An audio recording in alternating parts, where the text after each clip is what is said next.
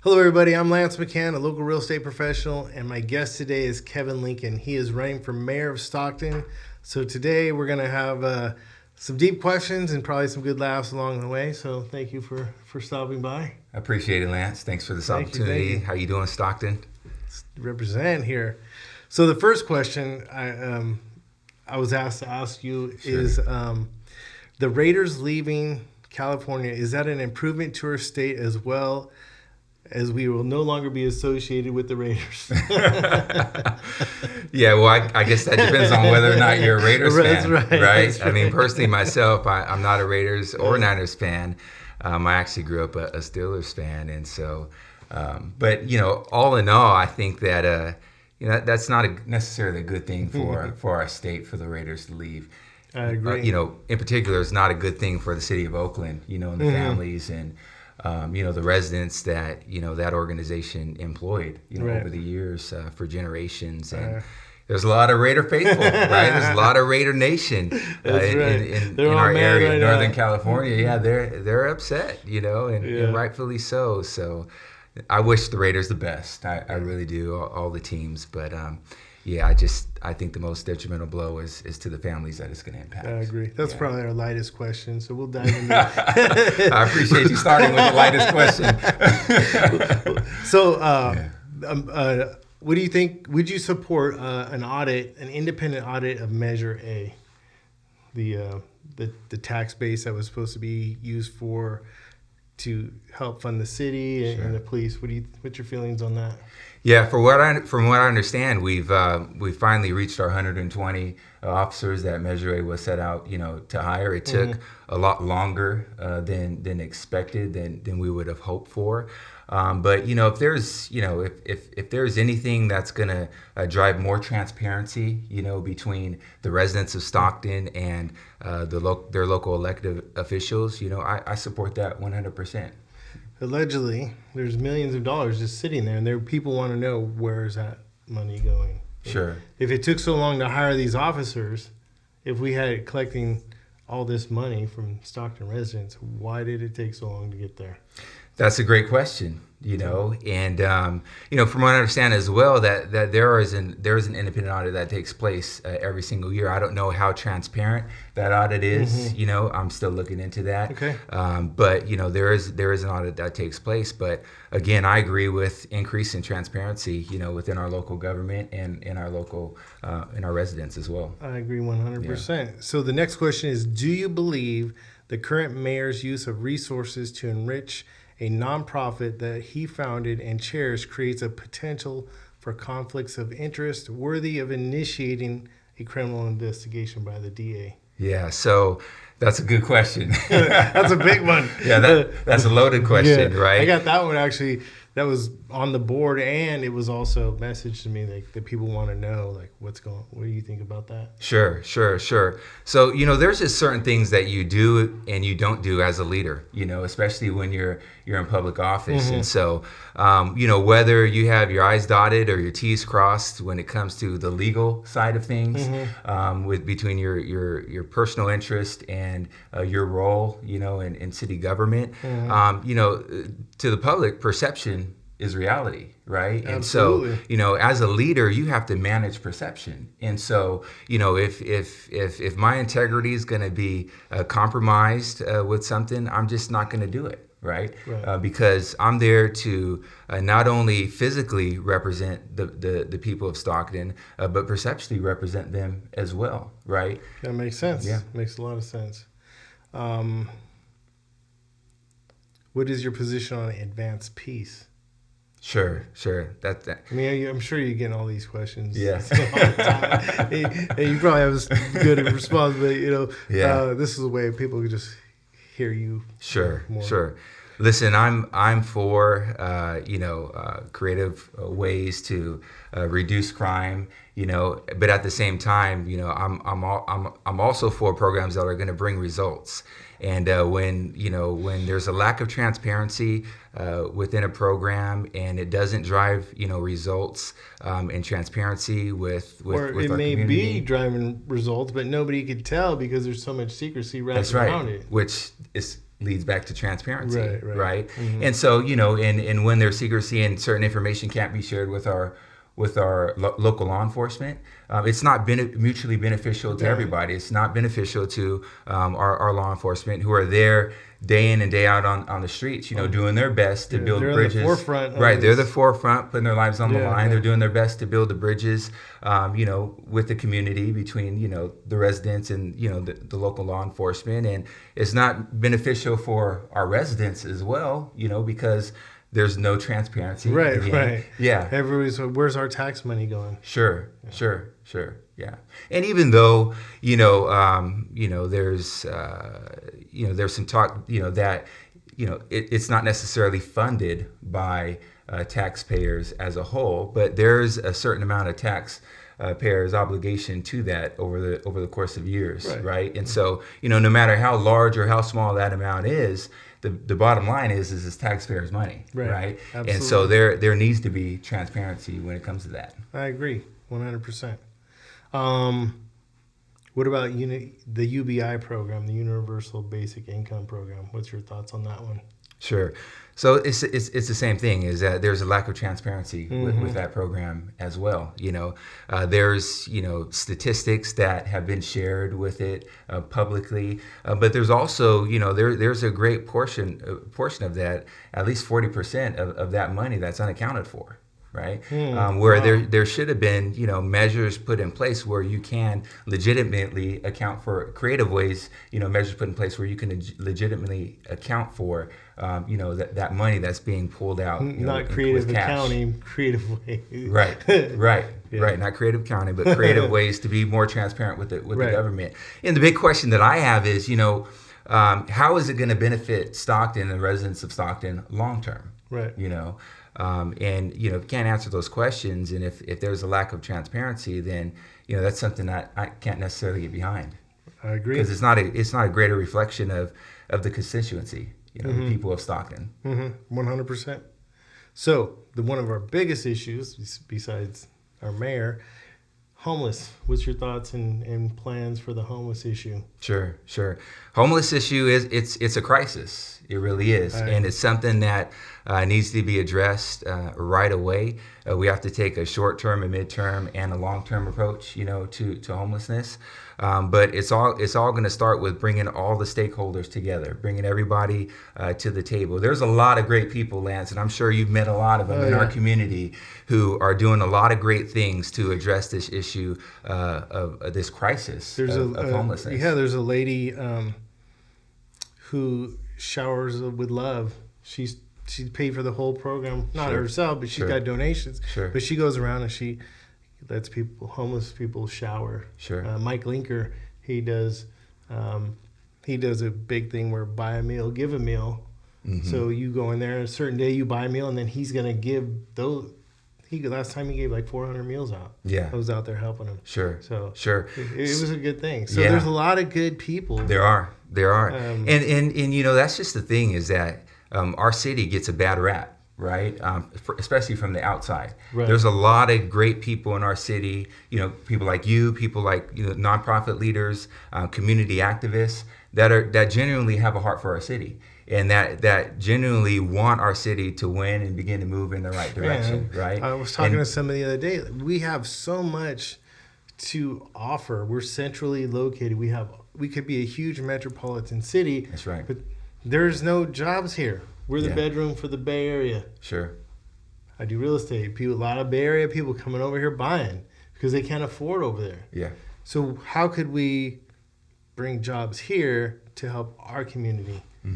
Well, let me answer the question about homelessness. Okay. First is that there's a few things that we could do right away, and that we could start to clean up right away. We can start to put some things in place where we can help address some of these humanitarian issues and needs that are plaguing our homeless community and that are a greater concern for the residents of Stockton. Right? Would you create a homeless camp for them where they'll be centrally located so they can have outreach, sanitation, all that stuff?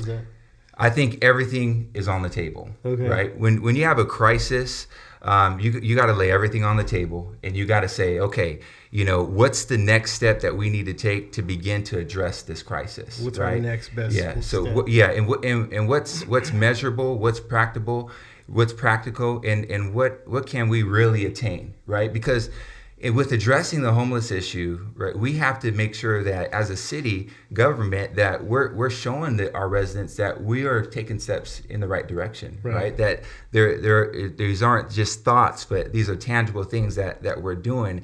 And when we show progress, right, with cleaning up on a regular basis, through a partnership with the private industry, the nonprofit industry that's already out there doing things, and then the city through certain funding to help cover some of those expenditures, right? Then we can communicate that to the public and measure that. Well, I think the public will see it.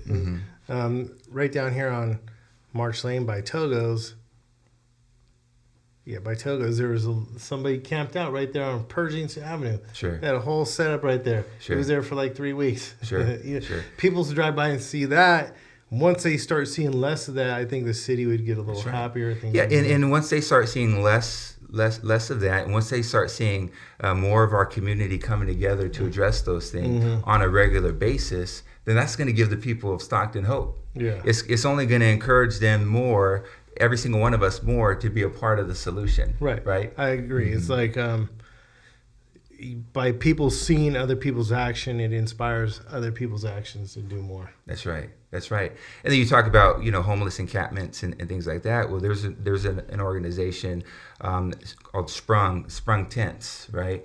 There's temporary structures that could be put up, in different locations that will bring the homeless community or the unsheltered community out from their tents and put them in a decent structure, right? To get out of the elements, and also be able to provide resources for them to help get them, back on their feet. Whether because it's through sometimes a nonprofit they need rehab or some drug treatment. Yeah. Sometimes it's just families fell on hard times. Sure. And they need a hand up and not a hand out. Absolutely. And when it comes to homelessness too, in a lot of respects, our law enforcement, their hands are tied as well, because of legislation, that reduces, the crime or the type of offense when it comes to, those who are selling and doing drugs in a public area, right? And so, I want to personally work with our local law enforcement. I'm going to be reaching out to Chief Jones to meet with his office and his team just to hear from our local law enforcement, what their concerns are and what their needs are. Because as the mayor of Stockton, I'm a representation of everybody. Right. And so for me, it's about bringing everybody together and so that we can come up with the right solutions, to move this city forward. We may not all necessarily agree, on everything, but there's one thing that we can agree on is that we can agree on what we're going to do to move this city forward. And that's what needs to be. We need that conversation. Sure, absolutely. So what are your feelings? Are you for or against reformative justice espoused by the DA, Tori Salazar? Yeah. What's your thoughts on that? I believe everybody deserves a second chance. If you're willing to put in the time, if you're willing to accept responsibility for your actions, you're willing to put forth the effort and the time, to become, to change and to become a positive contributor to society. I'm all for that. Yeah, I'm all for that. Okay. Somebody asked, as mayor, how will you address the fact that the city of Stockton can't even say that word, municipal utilities employees are 32% underpaid when we took a pay cut to help through the bankruptcy and have never been compensated. Our budget is a big part of the general fund. What's your thoughts on that? Because they don't get a cost of living raise or anything like that. Sure. Well, we need to, I'm a firm believer that, you need to take care of, your employees, right? As an employer at once, as a manager, right, you take care of your employees. As a city, we need to take care of our employees. But at the same time, there's checks and balances in place as well, because we got to make sure that we don't repeat the patterns historically that got us, you know, in the financial situation that we were almost a decade ago, right? Yeah, and so we have to be wise about that. But again, you know, part of taking care of your employees is communicating with them, you know, and being upfront and being honest with them, right? And being transparent with them. Not just, you know, you can't lead effectively when you just, you know, turn your head and just think that, you know, it's going to work itself out, right? No, we have to be straightforward. We got to be clear. You know, we have to know where, you know, I have to understand the needs of the people, right? And, you know, we have to listen to each other, and we got to communicate. So speaking of the people, what do you think about the 3-minute time limit at the city council meetings? Yeah. What's your feelings on that? From what I understand, the 3-minute time limit, it's always been there. However, I don't agree with it being at the very end of the city council meetings, because essentially what happens is business is already done. Business is already conducted. You know, so they've already voted on. Yeah, you've already voted on everything. So you've already come to your conclusion. You know, about what you're going to do, and then by the way, go ahead and speak. But when you speak, you know, it really doesn't matter what you say because they've already decided. Yeah, because we've already decided. And so, you know, we over the last couple of years with a particular group in our city that's very influential, we've seen that that doesn't work, and that's not the way to represent your constituency, right? And so, what I would do is I would move that back up to the front, because you know what, to the front of the meeting on the front end, because listen, there might be a concerned resident or a group of residents that have a viable, you know, concern or complaint, you know, and or solution, you know, to what we're talking about at that given time, and that needs to be taken into consideration, right? Right. And so I agree 100%. It makes sense. It seems like, why didn't somebody else think of this? What about city council meetings being bi-weekly? Are you willing to go back to weekly meetings? Absolutely. Yeah, that's another thing on my platform is to go from once a month to twice a month city council meetings. Okay.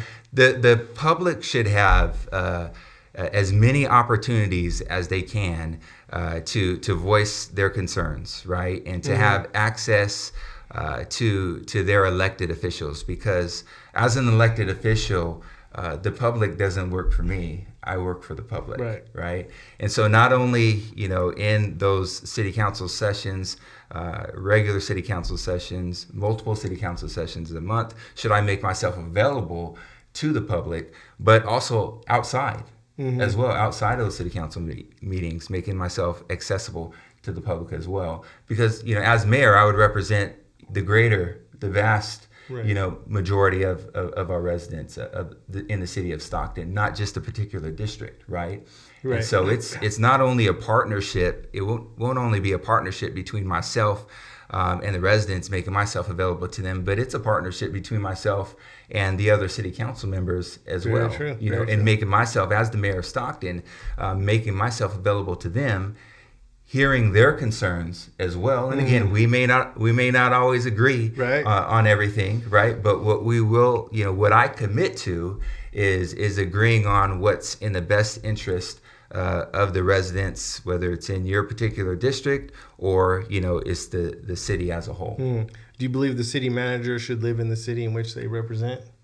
I think that there's a huge stake in that. I think that there's a lot of value in that. Absolutely. It's different, you know, like in business. It's different when you do business with somebody, you know, that there's a different conversation when you have skin in the game. Right. When you're driving by and seeing the same thing that everybody else is seeing. That's right. But when you get in your car and you drive 30 minutes, you know, Discovery Bay or wherever else you live, you don't see it. But at the same time, you know, you don't want to completely disqualify any real qualified individuals as well. But there needs to be clear expectations and parameters and guidelines that are set, you know, for that role, to ensure that that city manager is acting in the best interest of, you know, of our city, right, and the residents of that city. And, you know, with the city manager, you know, there's checks and balances in place with that as well, right? And Very true.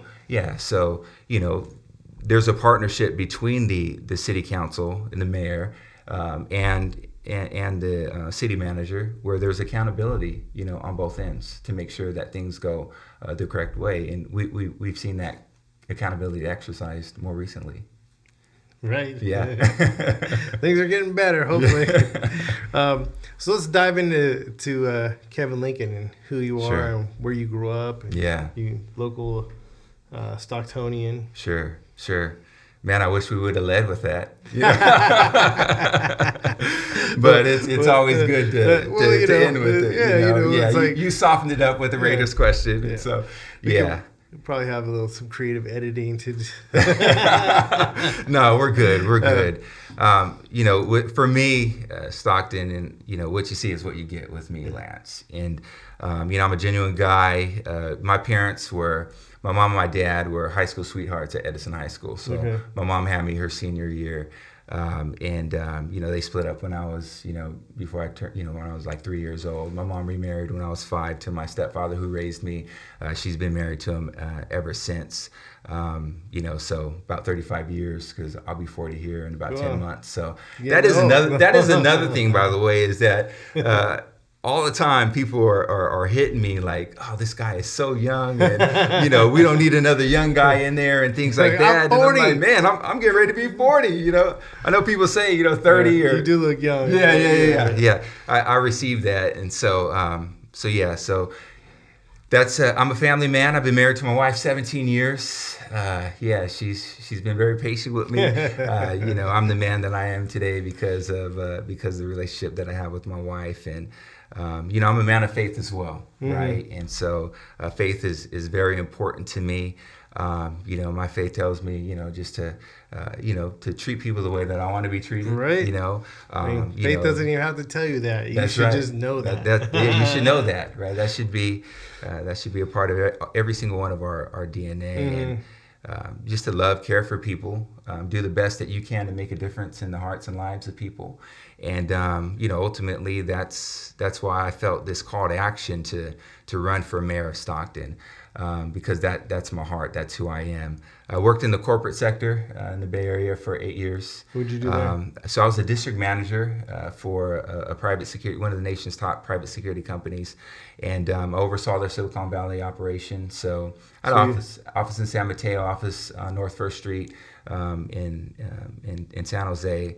Had a district support staff of over 20 employees, and I had over 1,300 employees out in the field as well. And so my job as a district manager was to retain the business and to grow the business alongside. So you do have a little experience running big operations. Yeah, and grow the business alongside, with my business development manager for my particular area. And so, when I left, I was managing an annual budget of over $55 million through our clientele, and I landed a huge account for that organization on my way out. And so that's just the type of man that I am. Is when I exit somewhere, I want to exit on top, so that that's an indication. Leave it in a better position than leave it in a better position than it is before, because I want that to carry over to what I'm doing next. And one of the reasons why I feel like why I know that I would be an asset to our community is because of my leadership. I've lived leadership through the military. I served in the United States Marine Corps. And I've led in the Marine Corps. I've led Marines before. I was a training NCO for my unit, and I worked for the White House Military Office. And so that was just an incredible experience. I was a military police officer while I was in. And so I've led in every season of my life. I've always led. And for me, this is no different from what being the mayor of Stockton is no different from what I have been doing all my life. And the opportunities that I have, because everything rises and falls on leadership. It really does. And I know that there's some real things that we have to get done, and some real results that we have to see as a community. But I feel like I can lead our community in that direction. And as a part of my leadership over the years, as I reflected back, a few weeks ago over my leadership life, and I said, I've always entered leadership opportunities during times of transition. Man, that's tough. And it is tough, but it's the most rewarding. Yeah. Because when I lead, it's not about me when I lead, right? It's about making decisions, that are in the greater good of everybody. There's some tough decisions that you're going to make that, it's not going to make everybody happy, Absolutely. But it's going to be in the best interest You have a of say, the but whole. you don't have a vote. Yeah. No. Yeah, I get you. I mean, that makes sense. So, what was your moment when you're like, I'm going to run, I'm going to throw my hat? Sure. That's a good question. So it was, I was reading a book, and the title of that book one night was why we do the power of habit, why we do what we do in life and business. It's a great book if you haven't read it. And I just, all of a sudden, I was laying in bed, and it's like I put the book down at 9:00, and I couldn't go to sleep. And so I picked up my phone, and I opened up my notes. Okay. And I stayed up till 1:00 in the morning, just writing notes. Punching notes in your phone. And the title of that note was Mayor Vision /Focus /Issues. Now, I'm not a politician, okay? Yeah. And so so these are all 50,000 foot type of thoughts that I had, and but there's just coming to me. And there's three things that I always knew in my life that, at some point I was going to achieve, and one was join the military. I knew when I was 5 years old that I was going to join the military. Wow. That might have had to do with the fact that my stepfather was in the military. But then I didn't join until I was 20. The next thing was the fact that I knew I wanted to serve my community in full-time ministry one day. I knew that when I was 17 years old, but that didn't happen until I was almost 33, right? And then so the third thing was public service, serving our community, right, as an elected official. That's something that's always been on my heart. So for me, it wasn't a matter of if, it was just simply a matter of when. And so when I got that download, and I was just, those thoughts were just hitting me, I said, okay, well maybe this is time. Maybe this is it, And it was a short window from the time that happened and the time that I made the decision, because I had to do a lot of catch up. There was a lot of preparation that had to go into me launching. Crazy? Right? Are you crazy? But like I was having a conversation with my family. We were in the car driving, and my son said, "Dad," he said, it takes a big heart to want to help a broken city, and that's dang, now I gotta do it. yeah, and no, just to be completely transparent with Stockton and with you, Lance, is that the night before I launched, I remember I launched on a Friday morning at 9:15 when I hit publish, right? For my video. And the night before, I talked to my family, and I said, I talked to my wife and kids. I said, did Dad make a mistake?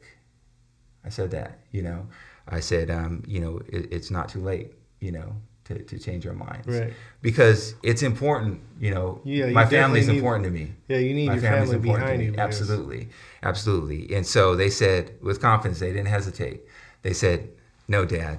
No, Dad, you're good. They said a few other words too, and that's what I needed to hear. Right. And you know they're behind you. It's been amazing over the last almost a month now since I announced that I was going to be running for mayor. The amount of people reaching out to me, the amount of people I've had an opportunity to meet with and engage, opportunities like this, and the support has been overwhelming, and it's humbling. And for me, it just it makes me want to grind even harder, because I know that there's a huge lack of trust right now between our residents and their city officials, their elected officials, and I want to be a bridge, right, of trust, between those two. And I think as mayor, it's my responsibility to do that and to influence and drive results. I agree. Yeah. I agree. Mm-hmm. Anything else you would like to add to this? Stockton, just thank you for the love, right? Like I said in my video, you're going to have several opportunities to get to know me, through this election, and I'm committed to you. I'm committed to this city, And I'll tell you this one thing is that I'm listening. Thank you, Lance. So how do people find you? Yeah. So you can follow me on social media. My personal account is Kevin J. Lincoln on Facebook and on Instagram. And Lincoln for Stockton is my campaign page as well. They can message you on Facebook. They can message me on Facebook directly, and if you have questions, you want to maybe meet up with me. Everybody who's personally messaged me, I've responded back to them, through Messenger and that's and how I got a hold of you. So yeah, I agree. Yeah. I mean, just to be honest with you, it's hard to respond to 1,000 comments. Every day as one individual. Yeah. But if you take the time to private message me, and let me back up. When you post those comments, know that I'm listening. I really am. But that's helping for me to solidify my policy and my platform. Sometimes it's better to sit back and not respond and just take it all in. Sure. Because that initial response may be the wrong one. Well, and like I said, in my initial video, is that we all have an opportunity to be a part of this solution. Yeah. And I firmly believe that the political landscape of our city is going to shift in 2020. I really believe that. One way or another, the political landscape of our city is going to shift in 2020. So what that means is, what I mean by that is 20 years from now, 12 years from now, 16 years from now, whatever the time frame is, we're going to look back to 2020 as a city, and we're going to say that was the year. That was the moment. That was the pivotal point, right? Yeah. Because we're all in this for the long haul. Right. Yeah. We're all in this for the long haul. Well, thank you for stopping by and taking the time to answer some of the tough questions and share your story. Sure. So, and I'm sure there's gonna be more tough questions coming. Yeah. And I know we didn't get to all the tough questions. And but listen, if you wanna reach out to me directly, we could talk about those as well. Okay. I'm a transparent guy. Yeah, I've seen you have a few meet and greets, so people can probably stop in. A lot of those questions are being asked and answered at my meet and greets, and so we're gonna have several meet and greets, at least one a week between now and Election Day. Because the more I'm out there in the community, the more opportunities that the community has to meet with me in more intimate settings, the more that they can get to know me, can feel me, and the more I can answer those questions directly. So that's another avenue, it's another venue, it's another opportunity for you to connect with me as well. Well, thank you, sir. Hey, thank you again, man. Thanks again, Lance. I appreciate this, my friend. Yes, sir. Thank you. Take care, everyone. Take care, everyone. We'll see you next time. Have a great day.